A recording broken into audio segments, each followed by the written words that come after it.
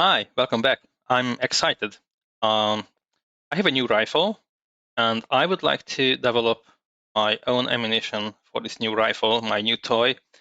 And I decided to create this mini video series. So the plan is to show you the whole process, starting from scratch, uh, through the whole process until I arrive at the best recipe, and I can actually go to the shooting range and test my rounds. So this is video number one, and I'm going to show you the very basics, uh, basically just collecting the data before we can do any load development. If you look at the Excel spreadsheet that I have in front of me, uh, you will see the the different the what I measured in column A, the actual values in column B, and some explanation in column C. So let's get started. In row number one, I have rifle chamber CBTO. CBTO stands for cartridge-based ogive. That's important to understand that this is not my cartridge CBTO.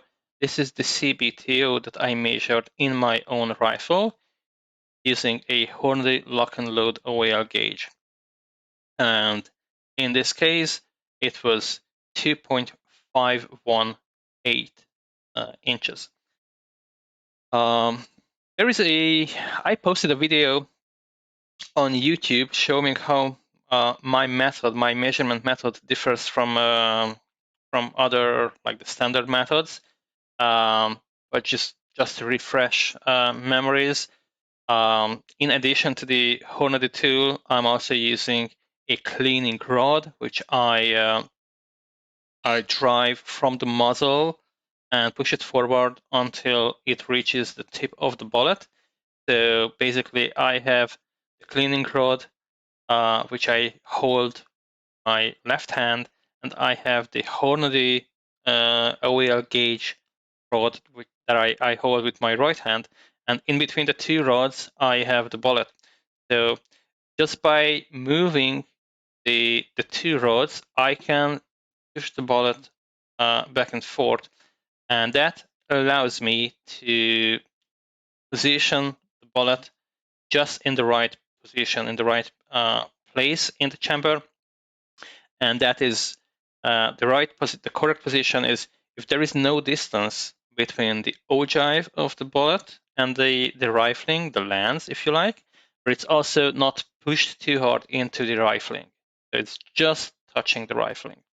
That's how I measured. That's how I arrived at 2.518.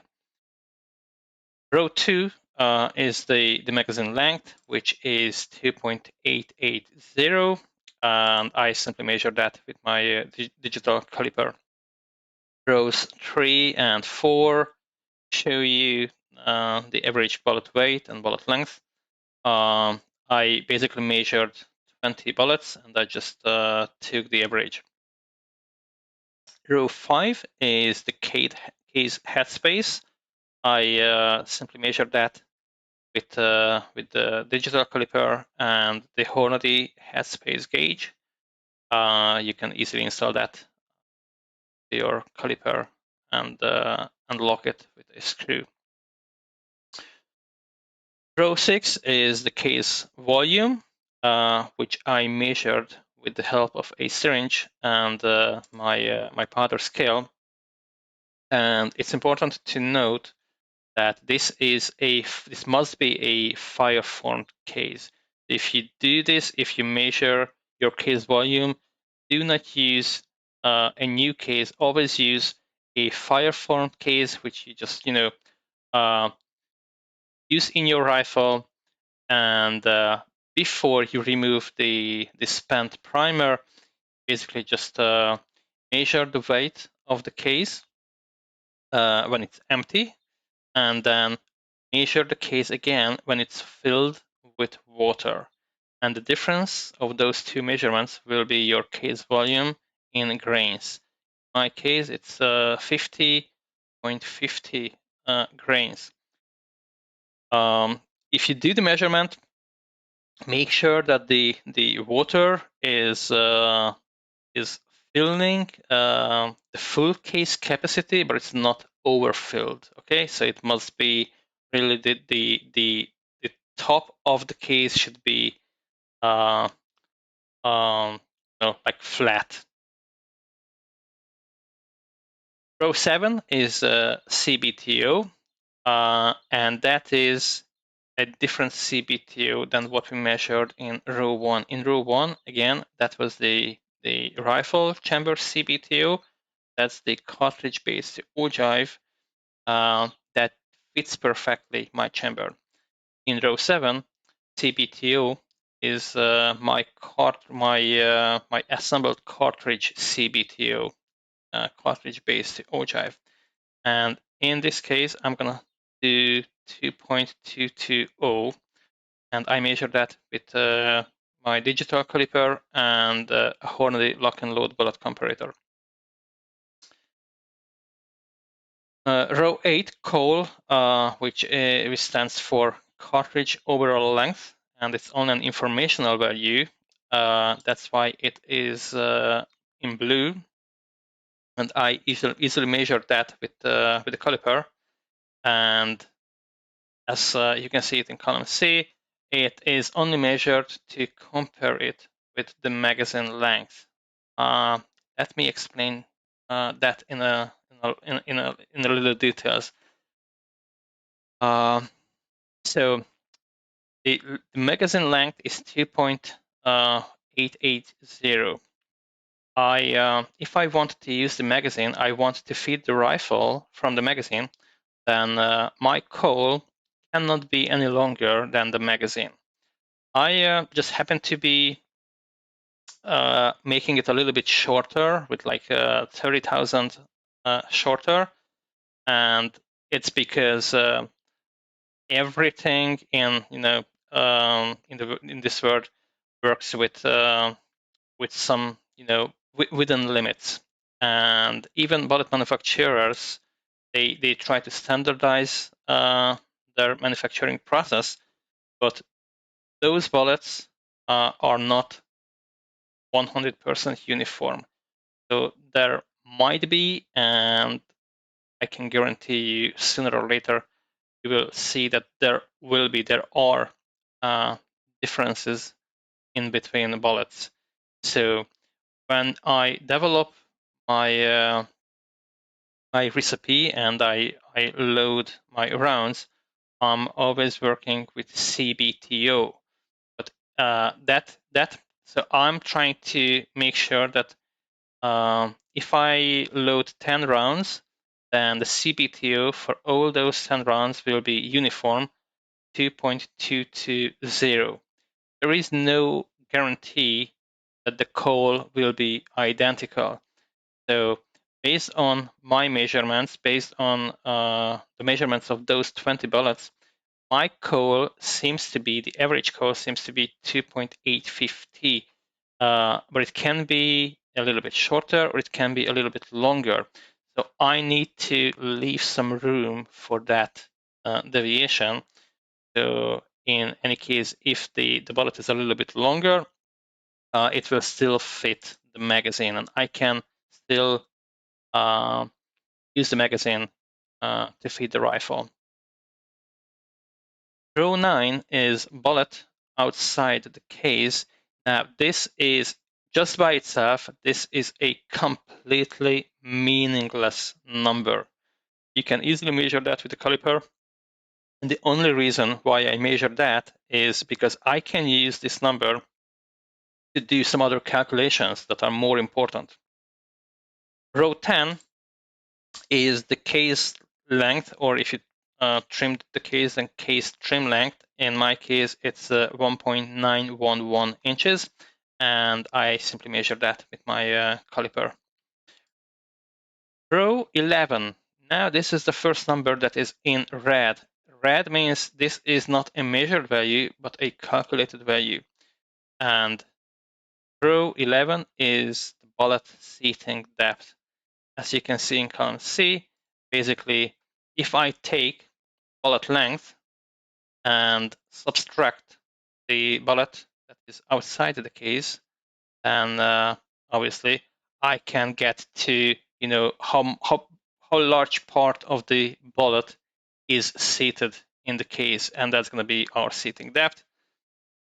If I click on the number, you can see up here that it's indeed using an Excel formula to calculate the value, and it is 0.497. Row 12, case head to ogive.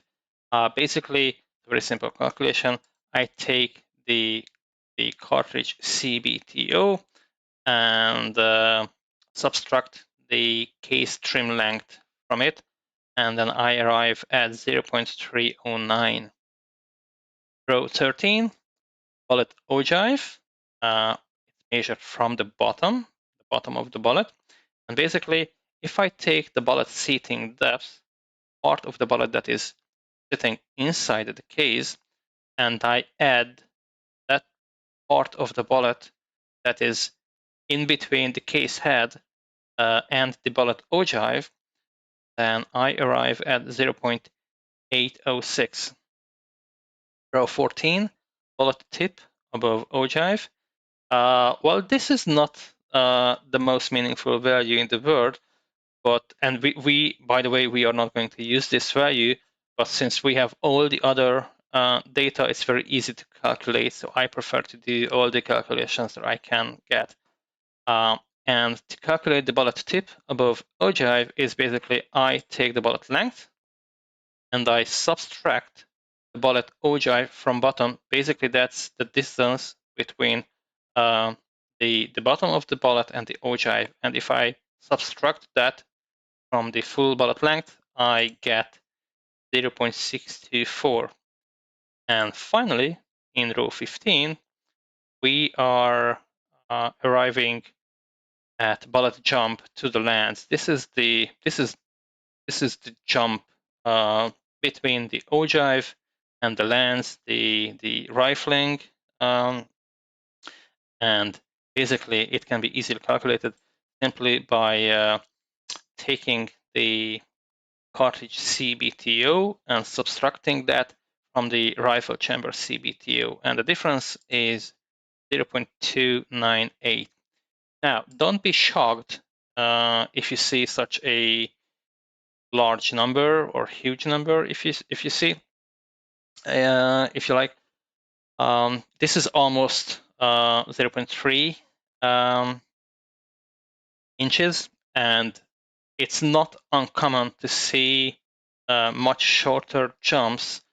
If you search on internet or on YouTube, you will find articles, videos, loading data, posts, comments, etc., about jumps being somewhere between 10,000 and I don't know, 150,000, maybe 200,000.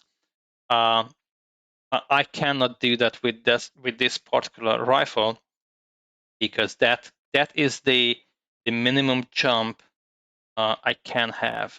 If I want to make this jump shorter, if I want my bullet, the ogive of my bullet, to be closer to the lens, I could certainly do that, but to do that I would need to make my CBTO larger. So instead of let's say if I wanted to decrease my jump by 20 thousandths, I would need to make my CBTO larger, longer by 20 thousandths. But that would also mean that if my CBTO is increased by 20 thousandths, my coil would also increase by 20 thousandths. And as you may have already guessed, then it wouldn't fit my magazine. So I couldn't use the magazine to feed the rifle. I could still shoot those rounds just by feeding them one by one. But if I want to use the magazine, I cannot do that. So if I want to use the magazine, this is the the minimum jump that I can have, and that's still okay. That's safe. That's actually not too uncommon to see, especially with European rifle manufacturers. But this is a totally okay, good, and safe number to use. Okay, guys, that was video number 1 from this mini series. I hope you enjoyed it. If you did, please like it, share it, subscribe to my channel, and join me again next week with video number 2. Thank you. Bye.